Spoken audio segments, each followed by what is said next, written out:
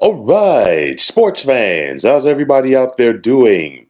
William Martin coming at you one more time here on YouTube with another edition of the 300 Pounds of Sports Knowledge Podcast. Starting pitcher Blake Snell hit free agency this past winter, hoping to cash in after winning the National League Cy Young Award last year as a member of the San Diego Padres. Now, the long term deal that Snell was seeking never came to fruition.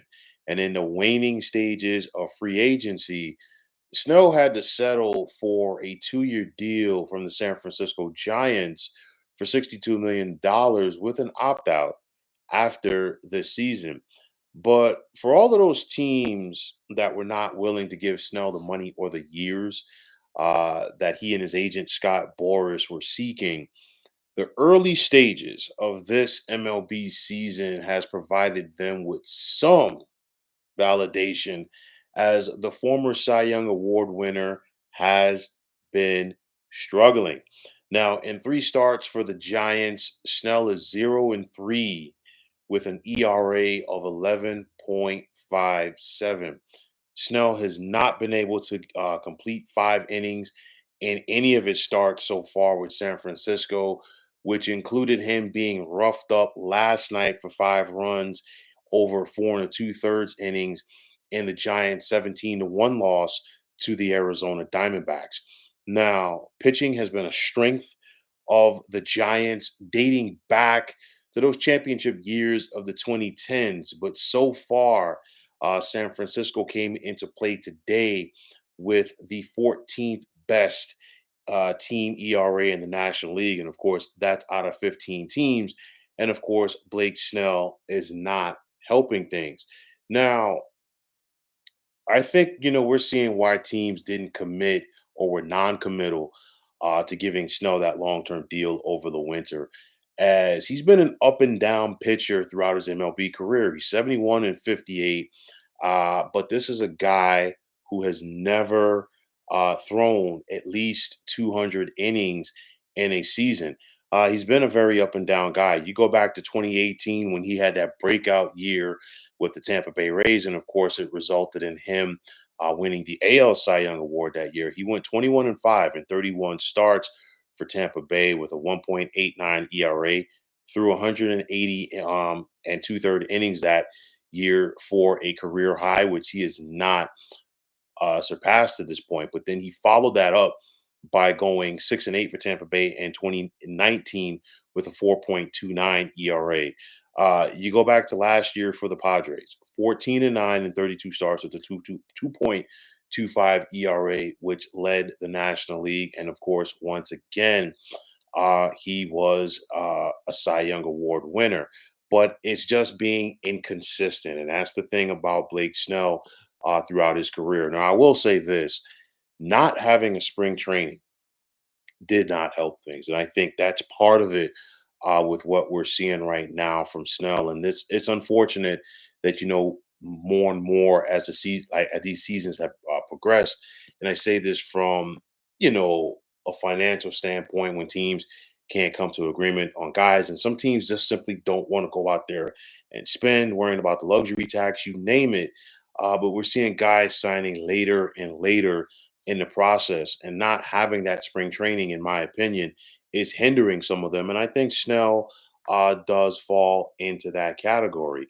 But the Giants did give Snell big money this year. He's earning 31 million, but they can escape from that contract after next year. And even at that, even if he comes back, it's only a 2-year deal.